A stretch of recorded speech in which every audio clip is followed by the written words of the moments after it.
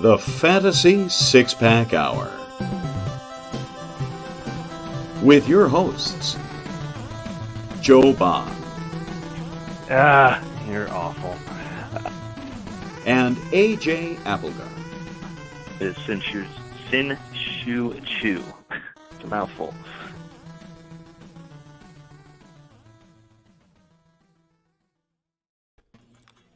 All right. Welcome to the Fantasy Six-Pack Hour. My name is Joe Bond, founder of FantasySixPack.net.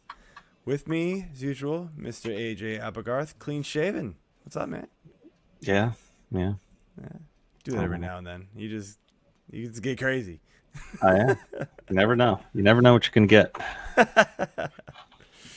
All right. So tonight, man, we're going to be talking about some early season regression candidates, and we're talking both positive and negative regression candidates. We'll get into a little bit more as to what stats we looked at to kind of pick our guys here, but that's what we'll be getting into, and then closing out with some news and injuries and things like that. But before we get into everything, just want to remind you all to please hit that subscribe button, hit that like button, the ratings, whatever it is, wherever you watch and listen. It helps us out a lot if you guys do that. So please hit that button, and you know what? If you do it, like you get notified when we have new shows come up, and we have a bunch of them. In fact, we just had a new show today. It's gonna usually be on Wednesdays, but very first show, the guy had cable got knocked out the night before, like 2 hours before he was gonna go live, and but everyday fantasy football with Adam Stark. He did it today around 5:30, so go ahead and check that one out. From what I hear, I haven't been able to listen to it yet because I was at my daughter's softball game, but from what I hear, it's a pretty good show. So definitely get that one queued up and ready to go. But without further ado, let's do our beer of the week. Beer. All right, what you got, AJ? I am drinking a Trogs Independent Brewing Lollihop. It is a 8.2 percenter. I want to say it is. Unsheath it here. It's got Mosaic, Citra, and Azaka hops, dry hopped, and it is a double IPA. So yummy. All right. I am drinking a Triple Crossing from Richmond, Virginia. It's called The Summoning. It's a double IPA, 8%er. I don't know what it's got in it. Like usually, these companies, they put down like what type of hops is in it, but this one does not. So I didn't pay attention when I checked it in, but you know what? Honestly, it wasn't my favorite. I only gave it a 3.5. I could have probably gone lower on Untappd. I don't know. There was just something about it. Like it's just a little too dry. At the same time, like I just wasn't a fan of it. I mean, it's okay. I'll drink it, but it's probably not anything I'm really gonna go after again and later. So,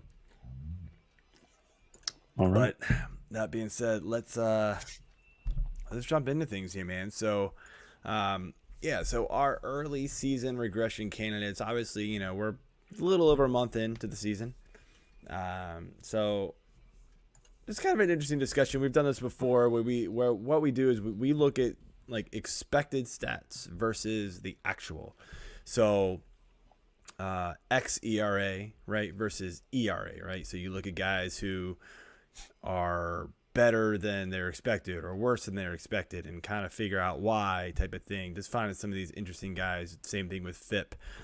For the batters, you can look at stuff like batting average and wOBA, and you've got expected and actual for almost anything like that. But we chose batting average and wOBA as just like two easy ones to pinpoint, and so we picked a handful of guys each way that if you're just looking at the stats, you think, oh well, they're due for regression either positively or negatively. But we're gonna take these guys that kind of stand out and are, in our opinions, kind of interesting players, and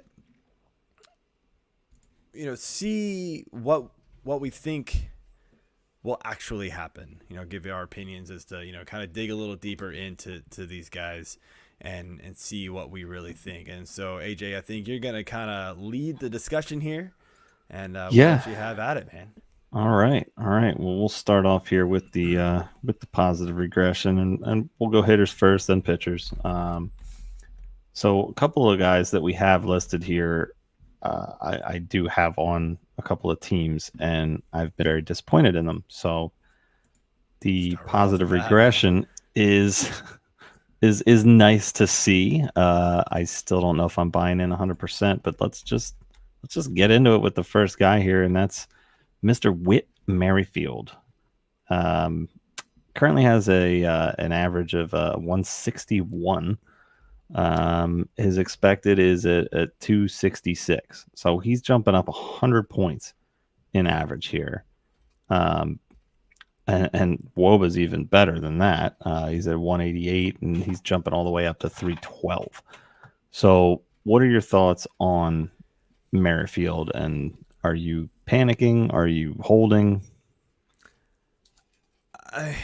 At this point, you've got to hold him. I mean, you spent pretty good draft capital on him. You know, look, we said this in our draft shows, right? You go after a guy like Merrifield, you're not buying him for the power, right? You're buying him for the speed and the good average and the good run total, and, you know, he's a good base hitter, right? Well, unfortunately, you're not getting the good base hitter. He's got 4 steals. Okay. Yeah. You'll take that right now. That's not horrible, considering he's got a 161 batting average. So that's, I guess, not too bad. I think he's stolen every time he's been on base. It feels like it, right? Basically. So, I mean, some of the things that kind of, you know, call out to me when I'm looking at some other stats, right, is like, you know, he's walking at the same clip, right? 5.6%, right? That's about the same. He's striking out around the same as last year. You know, his contact, though, is not where it was. So the last couple of seasons when he's batted are right around 300, or like 292 and then 263 last year, right? He's never been a hard contact hitter. He's been like bubbling, you know, hovering around 23-25%. But his medium contact rate was right around 63-61%. This year, it's all the way down to 49.5%, to where his soft contact rate is down to 21.2%. So that is troubling. Now, could that be part of the dead ball? You know, we don't know, right? And maybe, you know, some of this early season weather is causing things too. But you do have to worry about that a little bit. But again, I mean, unless you got lucky and picked up, you know, another second base, you know, later in your draft, and you can maybe trade him and get something. Maybe somebody wants to buy him for. I just don't know what you're gonna get for him at this point. Yeah, I don't think you're gonna get much unless you just have, you know, an absolute believer. Or someone who's not paying attention. A super buy low opportunity. Like, if you think he could bounce back, and I do think he will bounce back to some level.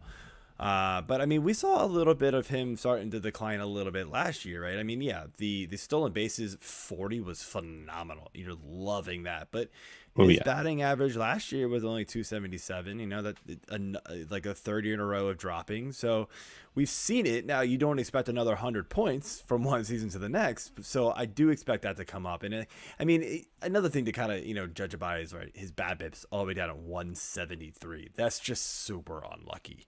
But I mean, that kind of plays into the fact that his soft contact percentage is way up.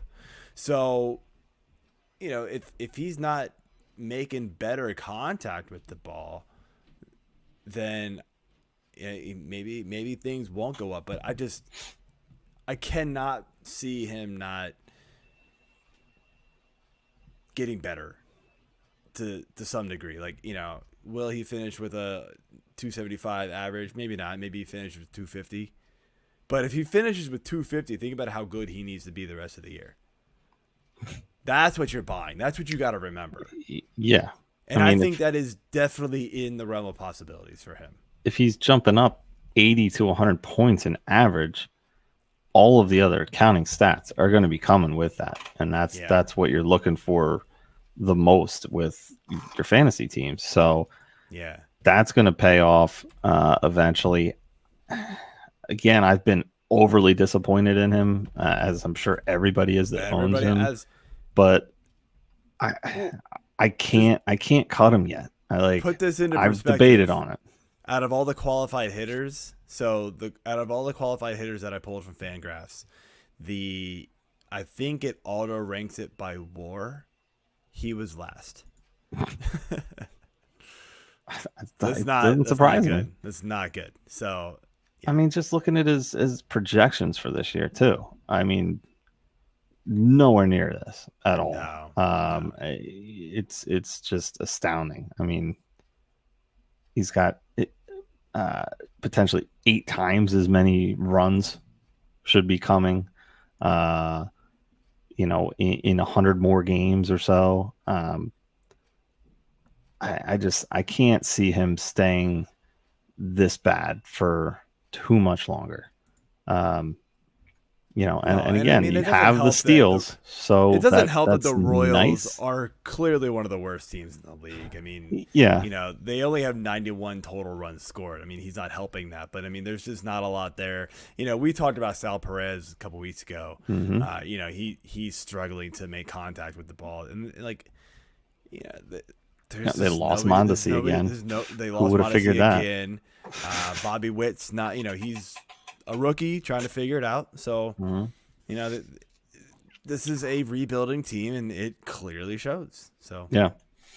So, moving on to the next guy we got here, and that is Mr. Max Muncy, all-around utility guy. Not really looking that much better than Merrifield here. No, definitely bottom of the list. Aside from his walk percentage is way up compared to him. But his K rate's higher. His BABIP very low at 145. Average and expected, you're looking at basically 78 hundreds. Sorry, thousands. No, whatever. 78 points. Yes. I don't know decimals anymore. What are you thinking about with Muncy here? So, man, this one hurts me to say, but because I was a big believer of his coming into the season, I thought I was able to get him at a pretty good value in drafts, or at least I thought. A lot of people were afraid of this UCL injury that he suffered at the end of last season, and he opted not to go get surgery and just kind of play through it, right? All signs coming into the season were that he was fine. That's what it was, and that he was going to be able to hit DH a lot, that type of thing. But it just came out recently that he's definitely not 100% back, and that he's still feeling it. And so that's where I'm like, oh boy. The walk rate is phenomenal, so I fortunately do have him in a lot of OBP leagues. So nice. That's helping me out. But other than that, man, he's been a huge drain. You expect more than 3 home runs out of a guy who's hit over 35 or more 3 times out of the last 4 seasons. And of course, the one time he didn't do it was the shortened COVID season, right? So it's, and I guess if you extrapolate that season out, he was probably on pace for about the same. So you expected a lot more out of this guy, and you can tell, you can see it, right? We talked about contact, hard contact with Merrifield, right? His hard contact is down 10 percentage points from last season. His medium rate's up. So at least it's not going to soft contact, but it's obviously affecting his bat. He's not striking out. He doesn't strike out a lot, so that's okay. But I mean, you're either wait and see approach with him, or honestly, I mean, if there's somebody else out there, you're kind of in a shallow league, you might be able to dump him, especially if you're in a batting average league, because am not really sure when it's going to get much better for him if he's still dealing with an injury. Yeah, and obviously we can't really predict injuries. I mean, aside from me, apparently, but Muncy's an interesting case. I figured he would have a pretty good bounce back this year. I didn't necessarily expect it right away, but you're just not getting anything right now. Well, I mean bounce back. So just to clarify there, you didn't mean bounce back from last season because he was phenomenal last season. You meant bounce back from the injury. Yeah. Okay. Exactly. Yeah. From the injury. And get, even if he was at 80% of last year, based on where you could get him in the draft, I think I would take that most times. So it's just it's disappointing to see with Muncy. I mean, the power's been awesome. He's been just so consistent, and you're just not getting it this year. So no, unfortunately not. Yeah. So the last guy we got here is Mr. Old Man River Nelson Cruz. Another guy. He's the other one that I have on rosters, and I actually did cut him in one of my leagues. I couldn't deal with it anymore. I'm just tired of it. He's only going to sit in your utility spot, so he's not helping you there unless there's some random league where he has outfield eligibility, which I don't think there is. Might change the eligibility. So, spoiler alert, and probably everybody knows about this now, but Harper has a slight UCL tear in his elbow. He cannot play the outfield. Harper plays for the Phillies. Oh, why am I thinking? Spoiler alert. God, never mind. Right. I just pretend that didn't happen, everybody. I just see that news though. I was like, yeah. Anyway, yeah. So, well, just kidding. Wrong team. Yes. Live shows, everybody. I love it. Cruz, I mean, he's right there with Maxey, 77 points off, or what his expected is to where he is now. If he can bounce back to 250, okay, I might be back in on him. That you're gonna get power from him eventually, and again, with all of these guys that, at least these last two, Merrifield, we already said, not really in it for the power, but these two, you were drafting them for power. And this average, where they are now, you can't get it. So something's got to give here and see what's going on. But yeah, I like I said, Cruz, I'm off right now, and I'm okay with that. I definitely, this was the first year I've ever decided, okay, I'm going to take my chances on Cruz. He was actually falling in drafts pretty far. And I mean, it's because of the utility only, but I was like, you know what? At some point, he's value. He's got to hit what? You expect 30 bombs from him. You can get him in double-digit rounds. Fine. I'll throw him in a utility spot, especially I was in a couple leagues that have, dual utility spots. But yeah, he's absolutely killing you right now. And of course, as soon as I drop him, he's hit 2 home runs in the last 5 games. So naturally, but I was thinking the same thing. I was like, you son of a bitch. It's weird though. Like you look at it and you look at his profile, right? I mean, he's walking the same. K rate's a little bit lower. BABIP is just atrocious, 183. His hard, soft, and medium contact rates are relatively the same. I mean, the hard contact rate's a little bit lower, which kind of plays in with his average exit velocity of only 89 as opposed to 92, almost 93 last year. So that's a difference. The biggest difference for him is he's not getting any launch angle, right? So his launch angle is usually around 10 or better. He's at 6.2. So he's not getting any lift on the ball right now, and you can tell that's really concerning. And his barrel rate's way down, probably about 4.5 points. So he needs to correct something with quality contact And you know, if I could extrapolate the last few games where he's hit a couple home runs, I would bet we've seen that. But I mean, you look at his baseball savant page, right? His Statcast page. I mean, it's a lot of red and light red still. So I think there's a little bit of hope that he could bounce back.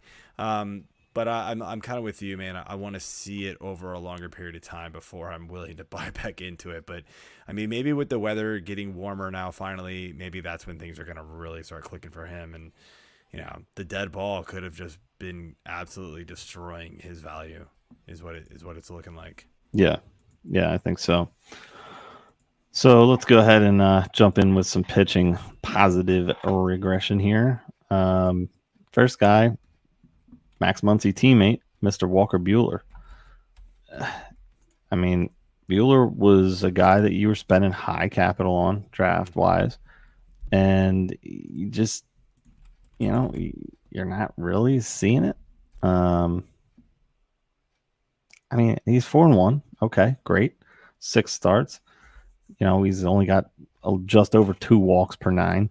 Not really giving up home runs. I swapped these lists. My bad. I was thinking that. I was like, that's my idiot self. I swapped these lists, so I apologize for that. Because I was like, wait a minute, that doesn't sound right. I swapped the list in the notes. That's me trying to do this. Why are you making me look like an idiot? I can do that on my own. That's me trying to make the notes 10 minutes before I leave for my daughter's softball practice. So yeah, I accidentally swapped the list. So new person. Starting off with Frankie Montas. We'll get back to Buehler later. We will get back to his stellar season and his soon-to-be negative regression. Right. Yes. Commercial break is fun.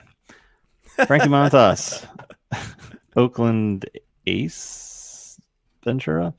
I mean, he's hovering around 4 with his ERA, and his expected is just under 3. I mean, his home run to fly ball. I mean, that's not terrible, I guess. 13%. But I just, I don't know what to do with Montas. Yeah, he's a weird case. So I mean, you know, you think he should be better. I mean, I think some of it is quite possibly the really bad defense behind him. Yeah, I kind of think that plays a lot into it. You know, because yeah, you look at his home runs per 9, not just percentage, right? It's 1.05. That's pretty damn good. BABIP's at 241. That's really good, right? So that kind of plays in line with you. He is a better expected pitcher than what you're getting from him currently. Mm-hmm. He's not a huge strikeout guy, but he's not going to kill you there. He's right under 9. You know, and in a wins-loss league, like probably not going to get you a whole ton of wins on that team, although Oakland has kind of gone on a little bit of a roll lately. Yeah, I mean, they're always Oakland, right? They're going to figure some things out randomly somehow. Yeah. You know, do I think he's as good as his expected 2.96 ERA? Absolutely not. I think you probably see him hovering at best around 3.5 the rest of the year. He's going to have some blow-up games. He's gonna have some really, really good games too. I mean, he does play in a tough division with the Angels if they can stay healthy. Obviously, Houston, and if Texas can figure out their offense with their big signings, then that could be another dangerous team. But Oakland is just not a good team, so I really do think the offense is hurting him. I mean, look, his left on base percentage is only at 68%. That's pretty low. Yeah. I feel like I don't know what league average is, but that feels kind of low. Although we will see lower here in a second. But yeah, it's just one of those. Like I think he's fine. I'm not expecting him to get much better, but it does kind of show that you do have to keep in mind when you draft these pitchers on teams that don't have a very good defense, what you're getting into and what the risk is. And we're going to get into that with the next guy here. Yep. The next guy is Mr. Eduardo Rodriguez for Detroit. coming in with a stellar 0-2 record in 6 games, 6 starts. K rate is just about the same, 8.75 per 9. His walk rate, ugly, 3. Homers are a little higher. I mean, they've got a lot of consistent stats here, except his left on base is only 44.5%. Yeah, out of all the qualified pitchers, he has by far the lowest. Yeah. The next big guy is Patrick Corbin with 59%. I mean, crazy the difference of the left on base percentage that is going on right now. Yeah, I mean, and he's sitting at a 4.5 ERA. Okay, yeah, that's not great, but 3.8 is expected. Still not great. Still not great, but hey, but it would take almost a full percentage point, a full point down for what you're getting. And again, it's another team has potential to surprise some people and come in and steal some games, steal some series. Just like Oakland does, but I mean, do you have any shares with Rodriguez? I do. I do. I kind of thought that last year was probably about the worst we were ever going to see from him, and I mean, I think I'm kind of right so far, but not by much yet. We're getting there, right? I mean, I'm kind of surprised that the strikeout rate's as low as it is. That's like it's the lowest of his career outside of his first 2 seasons with Boston. You're never expecting a great walk rate with him, so that's something you always kind of have to roll the dice on with him. That's gonna keep his whip roughly around at the end of the season, probably 1.25 or so. Right now it's at 1.16. That actually plays a lot as to why his expected ERA is probably lower, is because he's not allowing a lot of base runners, with walks as much as he usually does. But they're all scoring on him. Like, okay. Well, yeah. I mean, and his ground ball percentage is fairly low. So, So he's allowing a lot of fly balls right now, which is unusual for him. So yeah, I mean, usually his ground ball rate is around the last 2 seasons was 48 and 43. His fly ball percentage was 32 and 34. Reverse those this year, and so you're seeing a different pitcher this year than we saw the last 2 seasons. Again, this is another team where the defense behind him isn't stellar. It's definitely not as bad as Oakland, but it's not great. Kind of middle of the road. They have allowed 16 errors already. Fielding percentages, actually, fielding percentage isn't bad, but it's kind of middle of the road still. But he also had, you got to remember too, like if you look at his game log, he started out Houston, LA, at Minnesota. Minnesota's offense isn't terrible. He started out Chicago, Boston, New York, then at Minnesota, and had a pretty good game, but not great. But then came back Dodgers and then Houston. So he's had a rough start to the season. Although he did really, really good against Houston. I mean, 6 2/3, only allowed 1 earned run, and it was a solo shot. Struck out 8, walked 3. I mean, there you go. That's what you're going to get from him. But I mean, he has had a pretty rough start to his 2022 as far as opponents faced. I mean, those are some stellar offenses. Yeah, it's just really, guys, come on. So can we skip a game? Can we get a damn rain out so I can? When's he gonna get? Yeah, when's he gonna get the Kansas Cities? Right? When's he gonna get? The Orioles, right? Although they're starting to heat up slightly. But when's he gonna get these like bottom feeder offenses? That's when I think we're really gonna see Rodriguez shine. Look, were you buying him to be a anchor of your rotation? Absolutely totally not. But it's I took him as probably my 5th, 6th pitcher in most leagues. I think he's still kind of giving you that value, and I think there's still room for him to improve. Yeah. I mean, my team is, the alphabet of Rodriguez's. You got A-Rod, you got E-Rod, probably an F-Rod somewhere in there. Yeah. I mean, I definitely see him being better than this. That's just a murder start. So once everything is settled back in and he gets some of these cupcake offenses, I guess, I think he's gonna definitely see some good regression here. So the last guy we got, keeping it in the division here and pitched tonight as well, Mr. Dylan Cease. I have him in a couple of leagues as well. Been pretty damn happy with him so far. But he's supposed to be even better.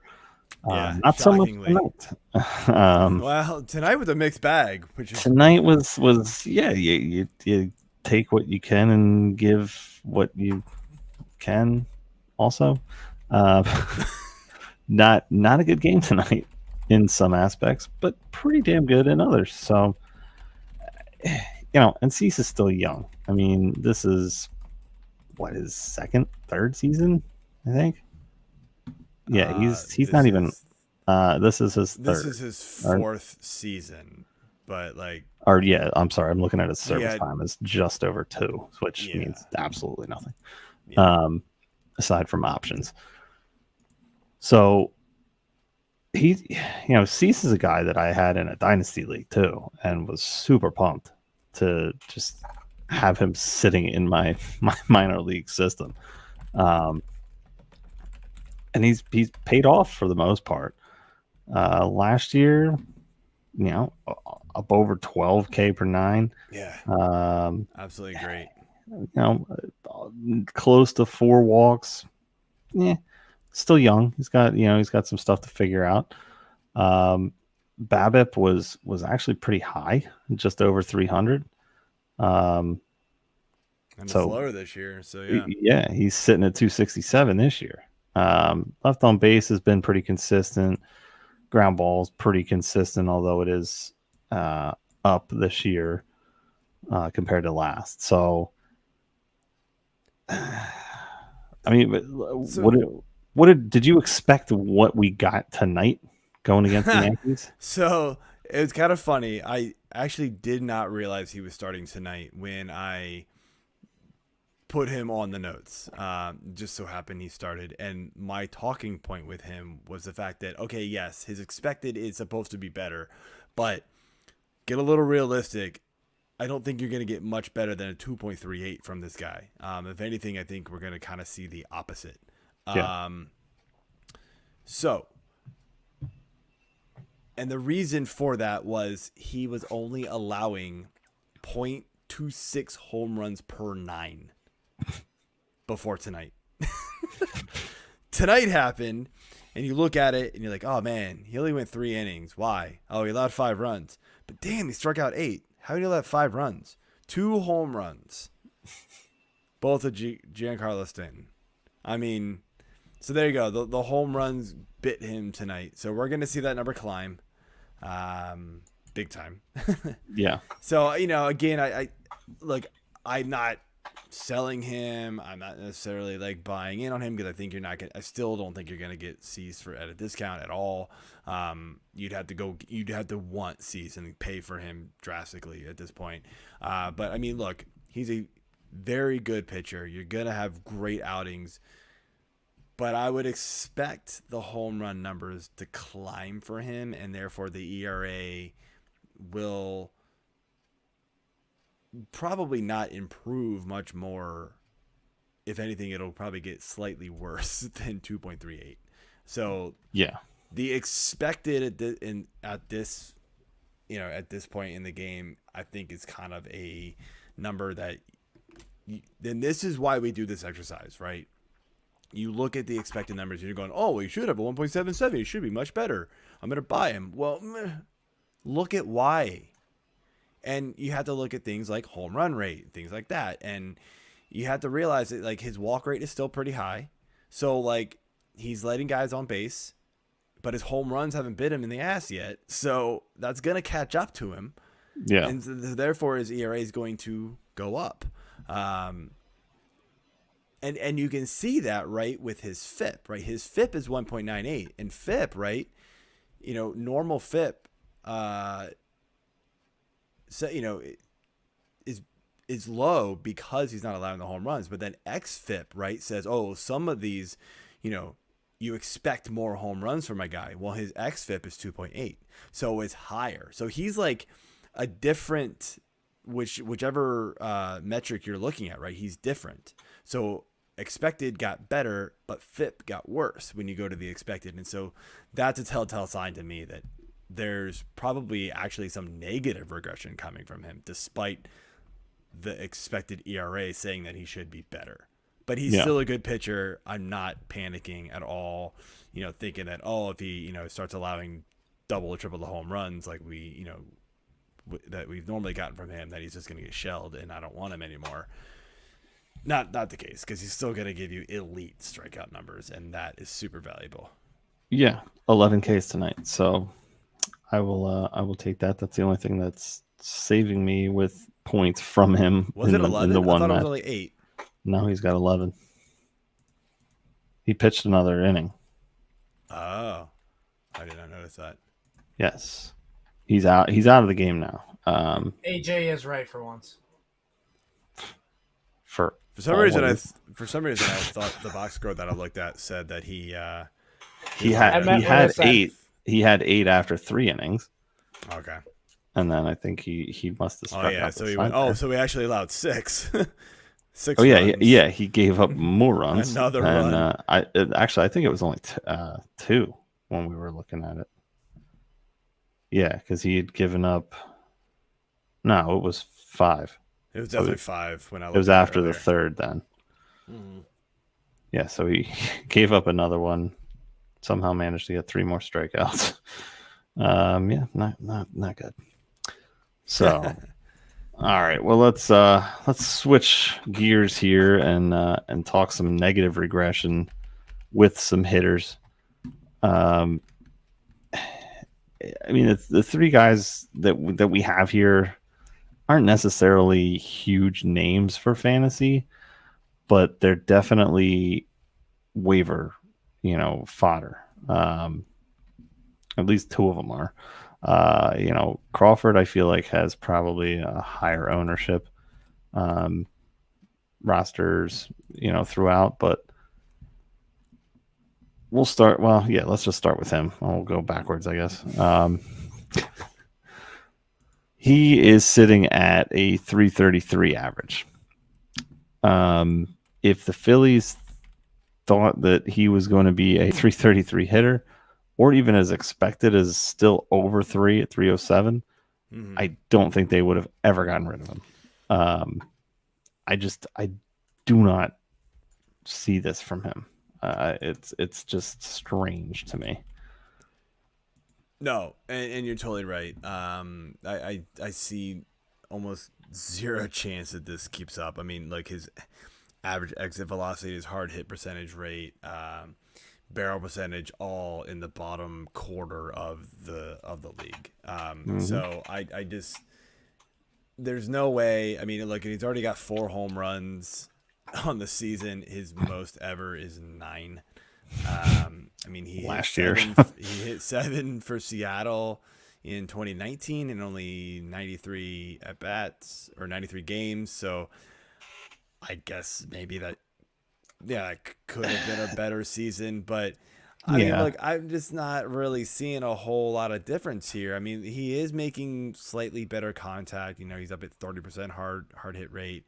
But I mean, I don't really think this is sustainable for him, as you're kind of saying.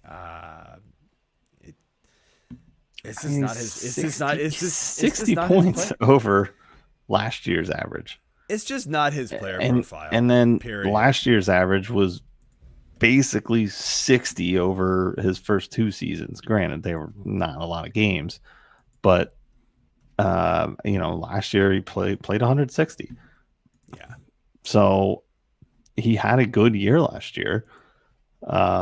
overall, it was, not a lot of power, plenty of runs, decent RBIs, stats you can live with in Roto and Cats leagues, but you still need other guys, and you're not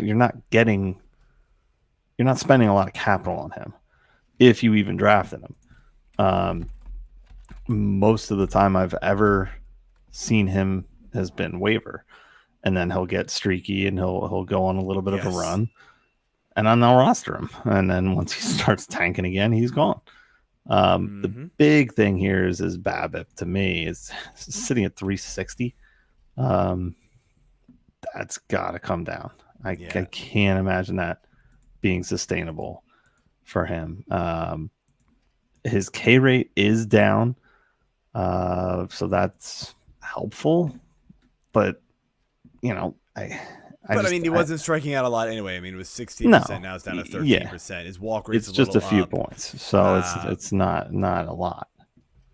But yeah, I mean, you're just seeing. I mean, look, maybe he's just kind of clicking right now, and it's just working. I'm just not really seeing anything that's being like, oh, he's a different player, like he figured something else out, like he. I don't know. Like, and look, I'll be honest. Like, I'm not one to like watch all the at bats and see if he like changed his approach or anything like that. So like, look, if maybe that's the deal, then go ahead and hit me up on Twitter and let me know. But everything I'm seeing on Fangraphs, StatCast, that kind of stuff, just kind of tells me like we're just gonna see him kind of fall back to where he was before. I mean, look, the hard hit percentage rate is fine. Like if he can keep that up, but. Here's the thing. So, like, his hard hit percentage went back up to 30, which is the highest of his career. The next highest before that was 29 and then 28. But in those years, right, his soft percentage was, like, low 20s. Now it's in the upper 20s. So, like, he's basically, like, soft and hard rate right now. It's just really? I don't know. It's kind of weird. That's impressive. Yeah. Way to go, JP. That's what she said. We're all cheering for you. Yes. Yeah, again, it's just one of those like he's not somebody I'm really like, oh man, he's going to be awesome. And yeah.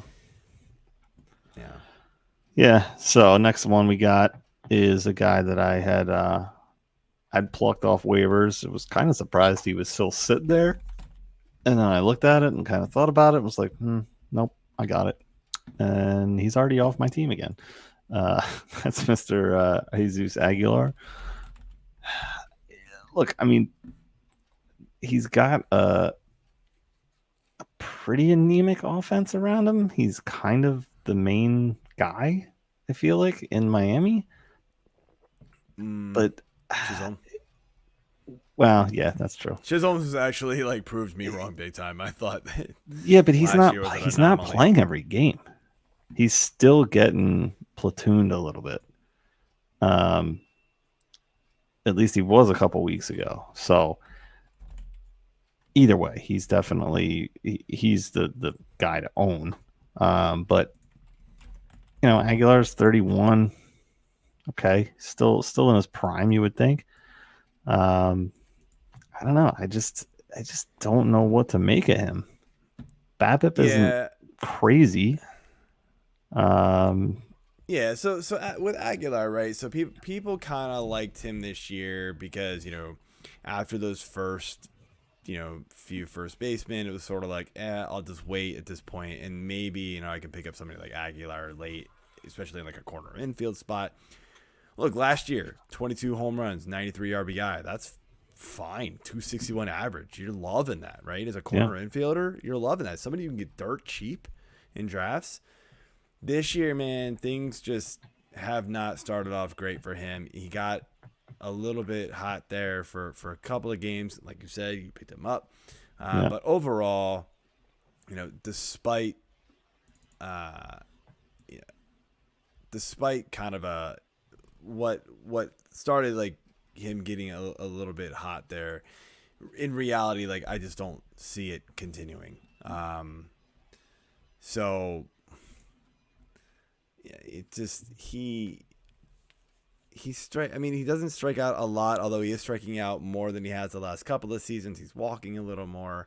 But yeah, I mean, the offense isn't there. He's actually hitting less fly balls this year than he ever has. So like maybe that's something to kind of take a hold of and be like, oh well, maybe he'll turn things around.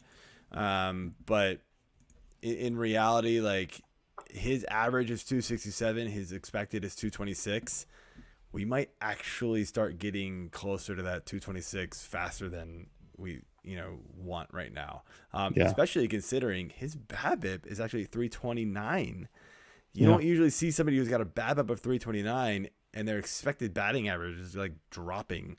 So I mean, he's just not making good contact. His medium contact rate is up. His hard hit contact rate is down. Barrels are down. The launch angle is up, but that isn't necessarily a good thing because it was already pretty high to begin with. It was 16 and 19% the last 2 years, so now it's up to 23. That's a really bad launch angle. You don't want that. Not, you leaving.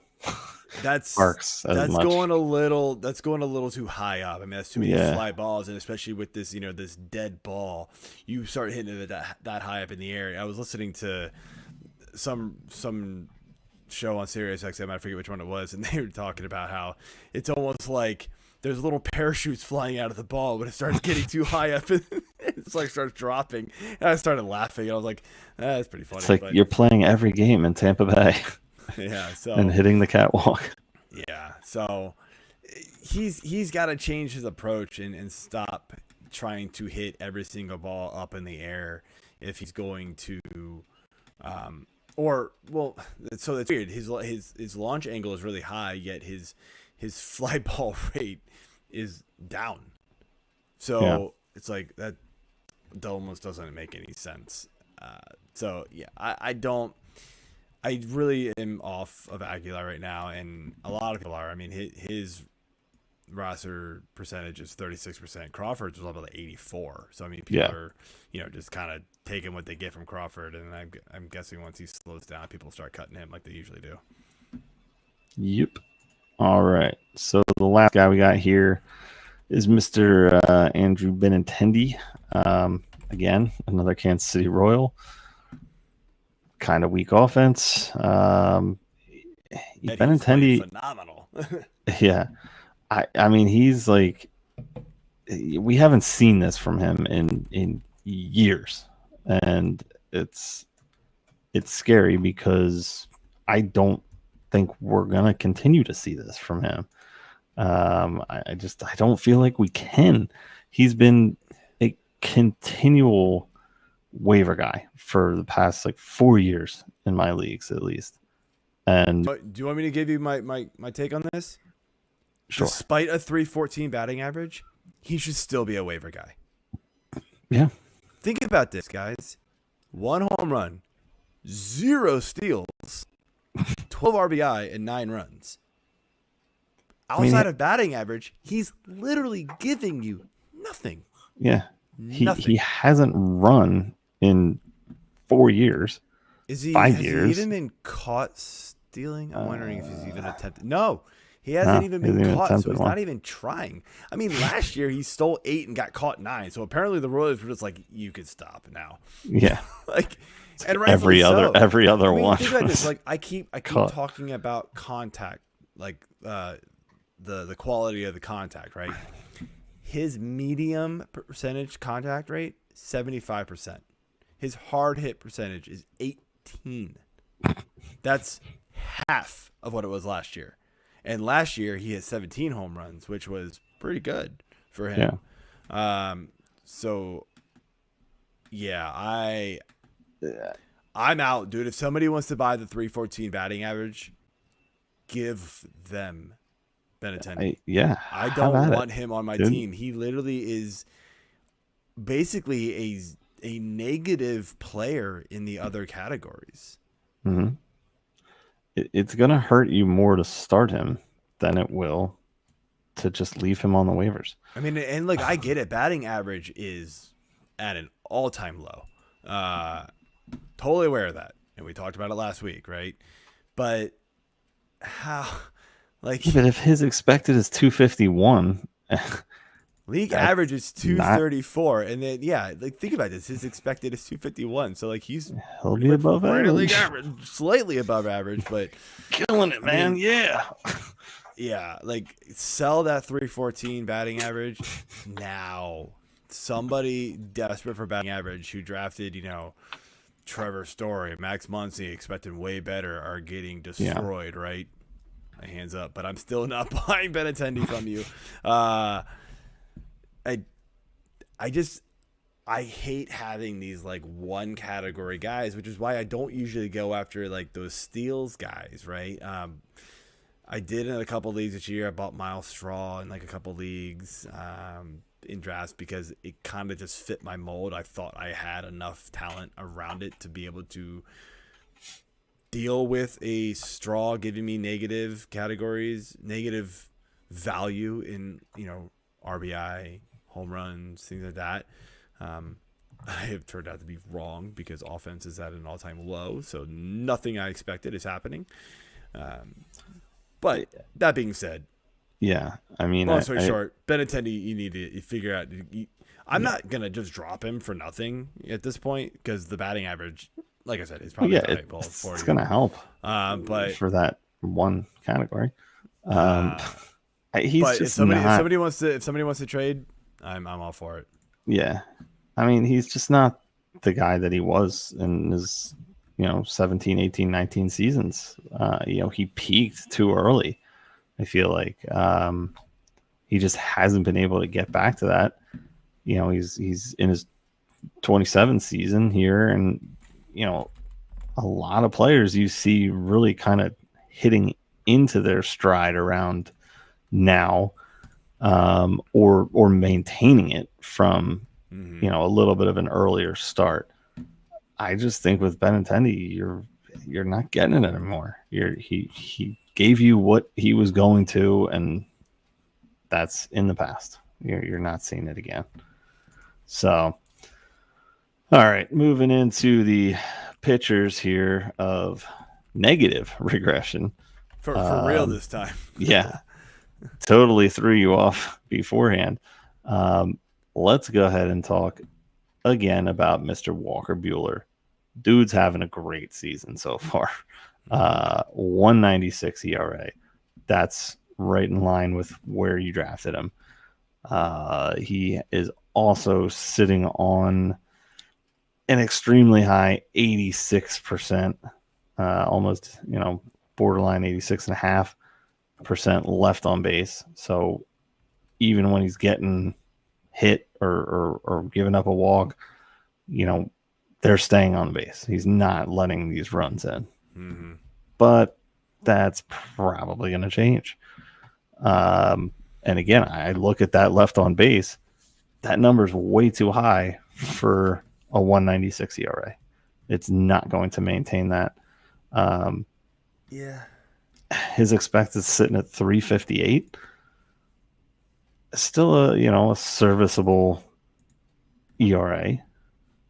But for what you're looking at when you drafted him, and and the team that he plays on, you expect a lot of wins, which still should be there. Quality starts can still be there.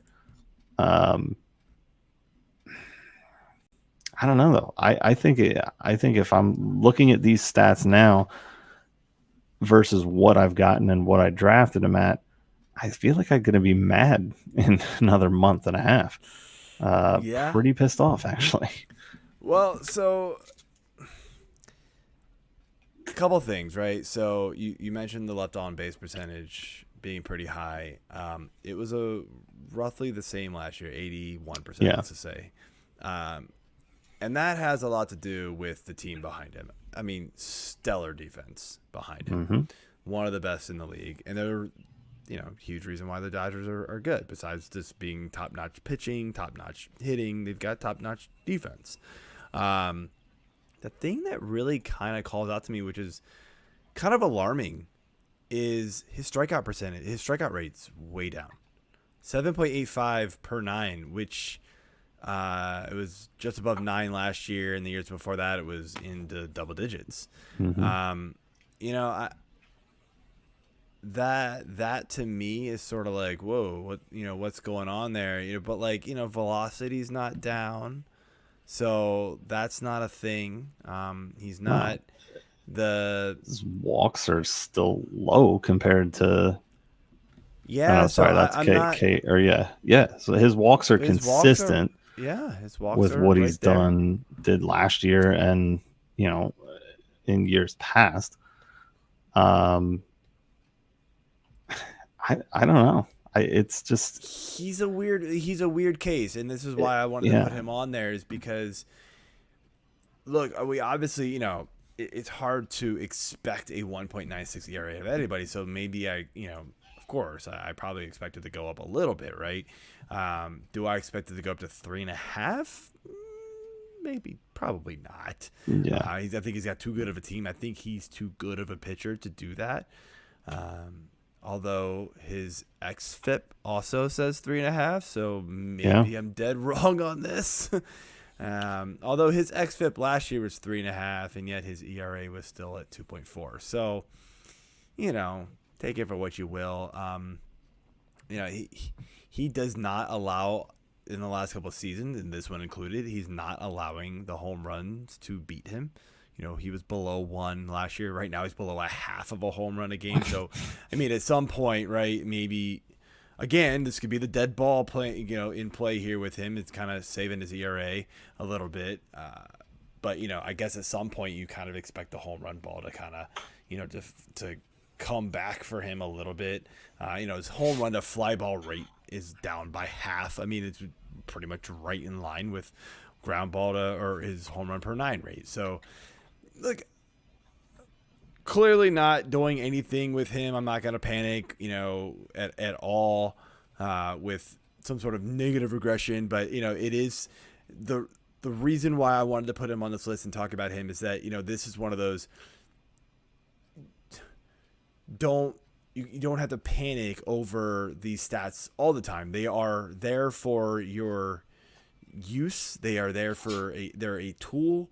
But you got to dig into, why the underlying stats are what they are, and, see, okay, I mean, nothing's really changed with him. Yeah, maybe home runs might catch up to him a little bit, but he's still a top, what are we going to say? At least a top 10 pitcher, if not top 5 pitcher. Yeah. I mean, that's how he's getting drafted, right? And for good reason. Oh, yeah. The like I said early on, the biggest concern for me is those strikeouts. Those got to come back for him to really return the value that you drafted him at. But we've seen this so far this year, right? So one of the things that I've been kind of researching a little bit more as to why offense is down, right? And it really is that offensive numbers, runs, RBI, home runs, they're down. But it's really that home runs are down, right? Players are still hitting the ball, right? They're still making contact. They're just not hitting home runs. But when you're not hitting home runs, your averages drop, your runs drop, your RBI drop, that kind of stuff. And so we're not seeing these like gaudy strikeout numbers overall this year, I feel like, as we've seen in years past. And so that's going to be something to keep an eye on with some of these guys. Yeah, and the big thing here with Buehler is the hits. I mean, he's given up 23.1% soft percentage hits, and he hasn't had that number since 2018. He's been down in the mid teens. His medium hit rate is pretty much in line, a little bit down actually from last year, and his hard hit is pretty consistent. It was higher in his career, so yeah, I think everything's he's just kind of right there. It's still there, but he's just getting hit more. Yeah, well, but we're seeing that, like I said. Yeah. So, hits allowed are down, but that's why we see the average is down, right? But again, strikeouts are down too. Strikeouts are down like 0.2% per game right now, or 0.2 strikeouts per game, which that doesn't sound like a lot, but over the long haul, that's a lot. Now you wouldn't expect 0.2 per game to mean he's going to drop, 1.5-ish per game right now per 9. So I think there is actually some positive regression coming back for that. But I do think his ERA is bound to climb a little bit, but I'm still not panicking over him at all. Yeah. He's too good. Exactly. All right. So the next guy we got here is Mr. Pablo Lopez. I mean, right there with Buehler, 4-1 in 6 games, 36 innings, 2 walks per 9. Okay. A quarter of a home run per 9. His BABIP is pretty damn favorable at 247. His left on base is higher than Buehler's by a couple percent. He's sitting at a 1 ERA. Yeah. So no shocker, that's not happening.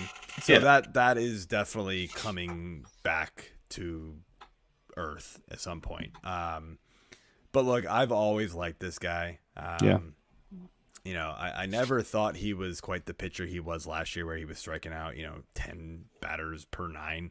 I felt like he was always kind of better when he was, just pitching controlled, and just trying to, maybe almost pitching to contact a little bit, kind of like in his earlier years, but, he figured some things out, just got a little bit better.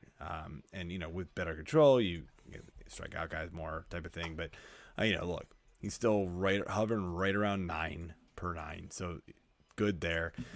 Look, there's no chance he finishes with a 1 ERA. Not happening. Expected 2.71. He may not even finish with that. But I still think I'm easily hanging on to him in leagues. I've always liked this guy. I was offered some pretty good deals in a dynasty league that I'm in for Pablo Lopez, and I just was like, nah. Like I have him as a top 30 dynasty pitcher right now, and nobody else had him at that value, and I was just like, nope. Yeah, no. I mean, I bet you I could go get a lot more for him now. I might try because my team's in rebuild mode. But although at the same time, the dude's 26, so maybe I won't worry about it with him. I mean, you might want to keep him along for the rebuild. Yeah, I mean, the only thing that hurts you with him is he's not generally a guy that goes super deep in games. 5, 5, 7, 6, 4, and then of course his last time was 8. But he was just rolling last game. Didn't strike out a lot of guys, but just no runs after 8 innings. But he doesn't get that quality start for you if you're in those leagues, and of course he plays for Miami, so unless he's just completely dealing, it's hard for them to get a win. Like even if he just allows like 2 runs, they may not win. We see that a lot from him, so that's kind of detriment to his value in fantasy. But he is a very, very good pitcher. I like him a lot. I do expect negative regression from him, but it's not to the point where I'm panicking. I think he's going to be a very good pitcher for you, and you probably got him dirt cheap in drafts. Yep. All right. So we had 3 other guys here. I'm just going to kind of group them all together because looking at the numbers, it's like we have a kind of decent option that you can live with, a medium option, and then just one you don't want even on your team. Like, I don't even know why he would be, aside from random spot starts. That would be Mr. Jose Quintana. The medium guy for me would be Kopech here, and I'm sorry, Merrill Kelly. And then Michael Kopech he's to me the most intriguing, but he has yet to have a record in 6 games. That is scary to me. He has yet to give up a home run, which is also scary. So if you're not giving up home runs, how have you not won a game? he's got less than 1 ERA. We were just talking about Pablo at 1. He's at a 0.93. And his regression only has him going to a 287. That's still a pretty freaking phenomenal ERA. Yeah. So I'm in on that, but there's just worry with that one. So the biggest problem with Kopech is that he's not going deep enough in games, right? So 4, and then he's going deep enough to get the win 5-5-5-5, but the White Soxes aren't winning it for him, right? At that point, he's gonna build up. They're still slow playing him, and they should. But he's a valuable pitcher. Is there going to be negative regression from a 0.93 ERA? Absolutely. He's going to eventually allow a home run or multiple. So that's there. Quintana. Yeah, I had to do a double take. I was like, what's his ERA? What? Okay. 2.7. Does anybody remember how bad he was? 6.43, 4.5, 4.6, 4, 4.1. Those are his last 5 seasons. So the fact that he's got a 2.7 ERA, it was just that's got to be a misprint, right? No, it wasn't. But I feel like he's on a worse team. He's on a worse team. Yeah, far worse team. We're talking about. God, I didn't even look at. I didn't look at the Cubs. Or sorry, he's Pittsburgh, right? He's Pittsburgh now. Yeah. Yeah. What's their? He was Cubs. There's Fielding. Fielding. Oh.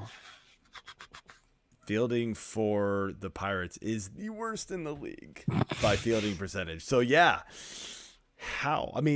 That doesn't make any sense. He's somehow managed to be lucky. He doesn't strike out anybody. It's not like he's even a ground ball pitcher.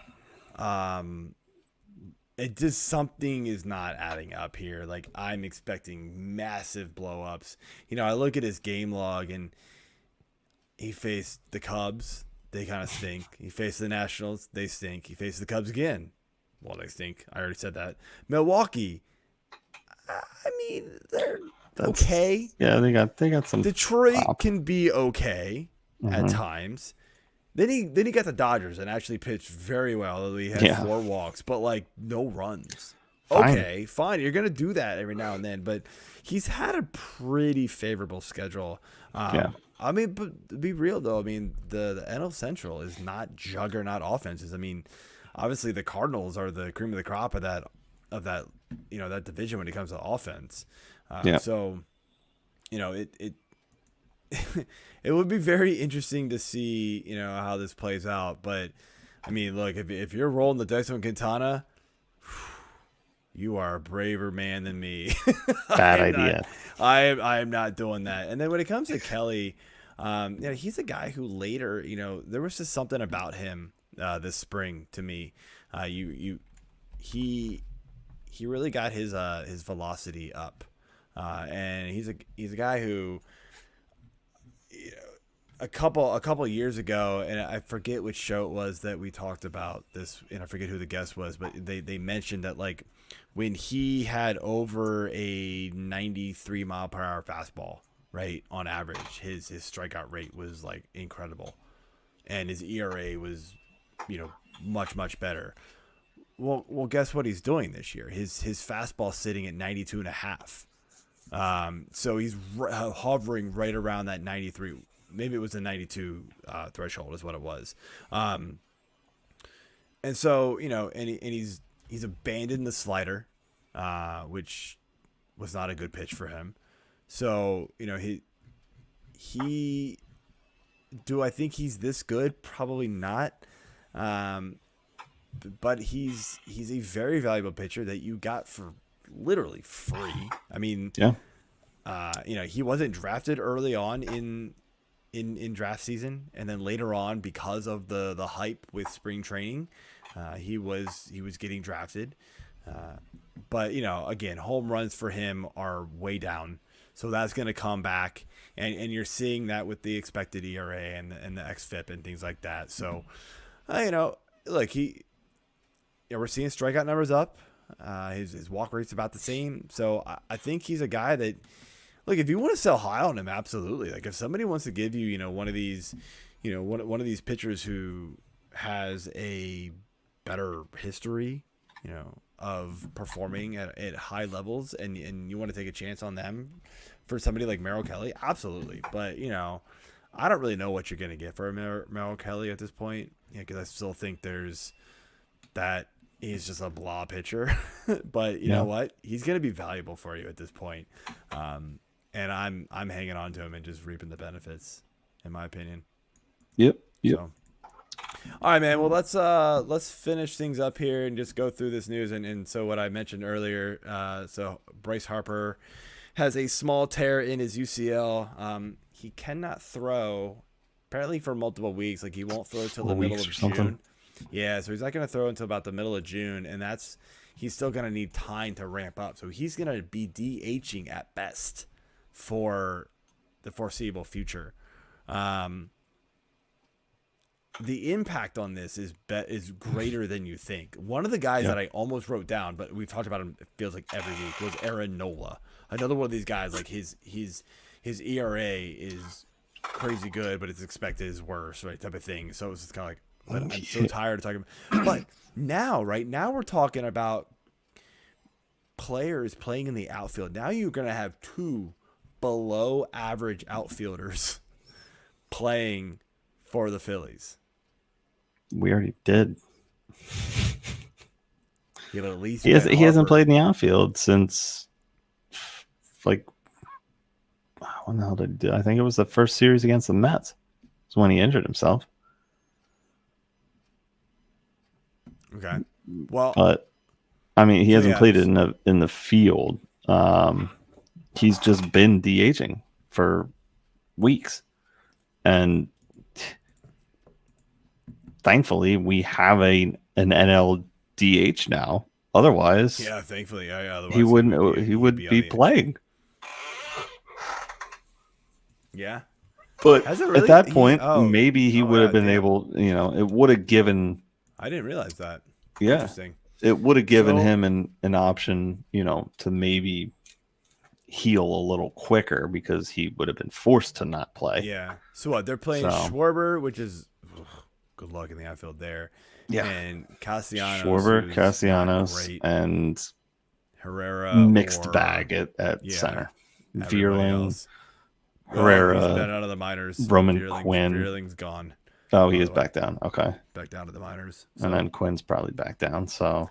But I mean, I think this is going to negatively impact guys like Nola and Wheeler and guys like that,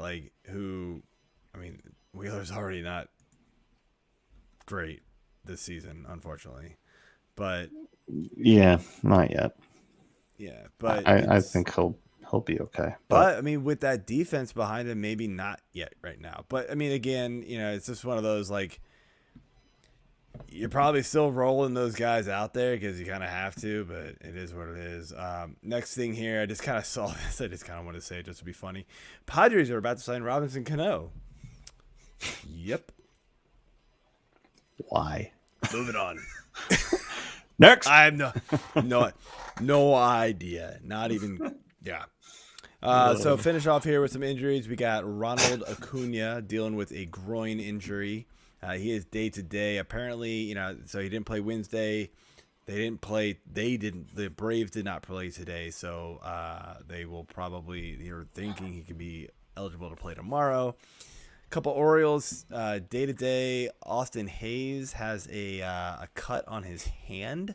It's they're apparently saying it's actually a really bad cut on his hand, so enough to impact him where he could be out for quite some time. Whether or not that it's an IL stint, I know, right? I mean, he really turned things around. He's batting over 300 right now. He's really heating up. Then Mountcastle day to day with a wrist injury. Don't know how bad it is, but again, just something else to keep an eye on. Lucas Sims dealing with a bulging disc in his back. He's on the IL. That sounds like it's going to be a while, guys. Those, from personal experience, those aren't going to heal too quickly. Jeremy Pena, day-to-day with a knee injury. He's unlikely to play Friday. So those of you playing over on NFBC that got Pena probably need to bench him this weekend. I know, you can swap out your hitters Friday, Saturday, Sunday. So he's one that I'm probably not taking a chance on because we just no idea if he's actually going to be able to give it a go. Yeah. John Gray, day-to-day with a knee, expected to make his next start. And then good news, Hyunjin Ryu on the IL currently with a forearm injury, on track to play Saturday. And then this one, I saw it and was like, wait, what? When did that happen? Chris Paddock, 60-day IL with elbow inflammation. I felt like that came out of nowhere. I'm pretty sure it came out of your mouth because you were talking about how good he was, and then boom, pulled a knee. Yeah, I mean, yeah, I gave the AJ voodoo, man. Yeah. Sorry, Chris, my bad. Must be rubbing off on you with some soft and hard combination here. It's been a good show. Which is a Paddock. Oh no. All right, man. Well, that's all we got for the show. Again, hit that subscribe button, the like button, give us those ratings. We appreciate it. And thank you for tuning in. Next week, we will be back with more fantasy baseball content. Peace. Peace, guys.